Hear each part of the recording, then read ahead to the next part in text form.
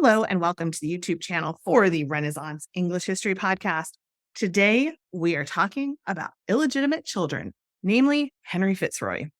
If you are new here, very special warm welcome to you. I am your host, Heather Tesco. I have been podcasting on Tudor England since 2009. This is the place where I put all of my episodes from my various podcasts, as well as loads of extra content like this video right here.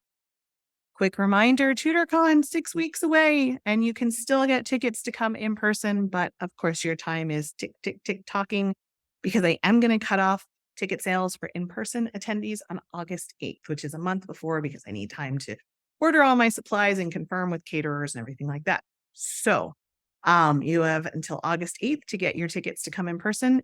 The streaming ticket allows you to watch from anywhere in the world. All the talks will be streamed. Everything will be available, recordings. There's extra bonuses and specials just for streamers, like a Tudor cook-along video, special entertainment, all that. And you can buy that anytime leading up to the weekend itself. So you don't have a deadline on that, but you do have a deadline to come in person. englandcast.com/TudorCon to learn more about the event. englandcast.com/TudorCon online to learn more about coming to the streaming event. All right. Henry Fitzroy, born the illegitimate son of Henry VIII and his mistress, Bessie Blount, Elizabeth Blount. Henry Fitzroy led a life that was brief, but filled with honors and responsibilities unusual for his age and his illegitimate status, probably because his father never had a legitimate son that lived anyway. He's often overshadowed by his father's 6 wives and the legitimate heirs to the throne, but his life provides an intriguing window into the dynamics of the Tudor court and the personal whims of Henry VIII. So Henry Fitzroy was born in June 1519. And this, like I said, was the product of Henry VIII's affair with Elizabeth Blount, who was a lady-in-waiting to Catherine of Aragon. His surname Fitzroy, literally meant son of the king, a clear testament to Henry's public acknowledgement of his illegitimate son. This recognition was quite unique in the English monarchy. Illegitimate children were rarely acknowledged, let alone celebrated, especially if they were boys, because they could pose, a threat to the throne, to the succession. Henry, though, broke norms not only by recognizing Fitzroy, but also bestowing on him significant titles and roles at an incredibly young age. By doing so, he established Fitzroy as a figure of substantial influence in the royal court, despite the controversy surrounding his birth. The existence of Fitzroy, his recognition by the king, and his upbringing all serve as a reflection of Henry VIII's desire for a male heir and his unconventional approach to the rules and the traditions of the time. His rise to power was meteoric, largely due to the favor of his father, of course. At the young age of 6, in a move unprecedented in English history, he was granted multiple titles. He was made Earl of Nottingham, Duke of Richmond, and Somerset. Even more astonishingly, he was appointed the Lieutenant of Ireland at just 9 years old. These roles typically would fall to adult nobles of proven experience and capability. But Henry was desperate for a male heir after the failure of his first marriage to produce one. He was willing to disregard tradition and shower his illegitimate son with an array of titles and responsibilities. And also there's evidence that he was considering making Henry Fitzroy his heir if he wasn't able to have a son. So he wanted to start teaching him about governance and have him establish his own household so that if he did become Henry's heir and Henry didn't have a legitimate son, he would already have that experience. Of course, that would be an interesting what-if scenario if Henry Fitzroy had been brought up with all of these titles and all of this experience, all of this learning, and then Henry did have a legitimate son, and Henry Fitzroy had lived, and Henry VIII had died, leaving his legitimate son quite young, which he did. How would Henry Fitzroy have fit into that? Would he have just supported his half-brother? I wonder. Somebody should write a novel about that. Maybe I will. Anyway, Henry VIII carefully managed Fitzroy's personal life as well. At the age of 14, Fitzroy was married to Mary Howard, who was the daughter of the Duke of Norfolk.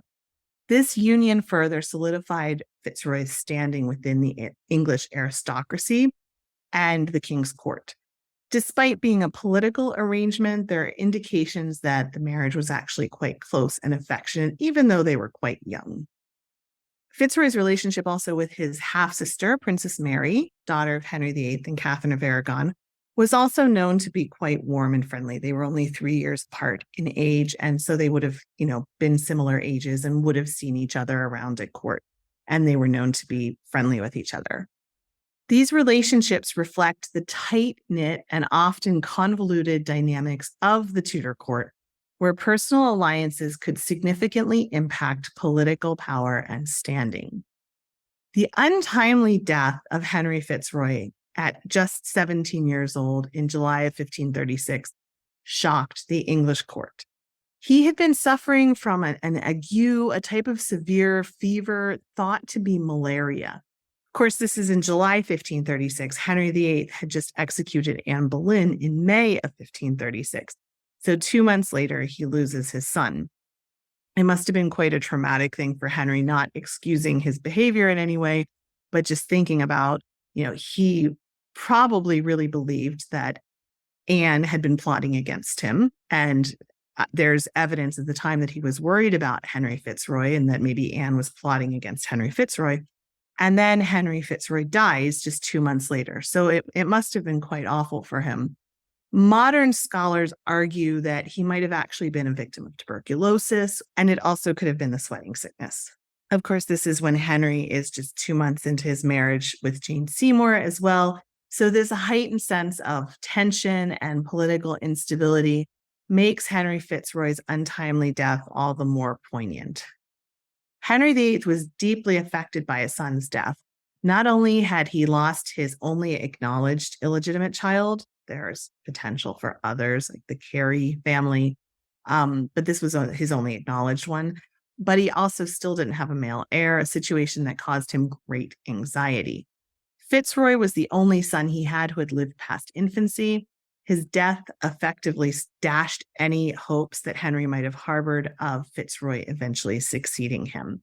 And his grief was reportedly profound.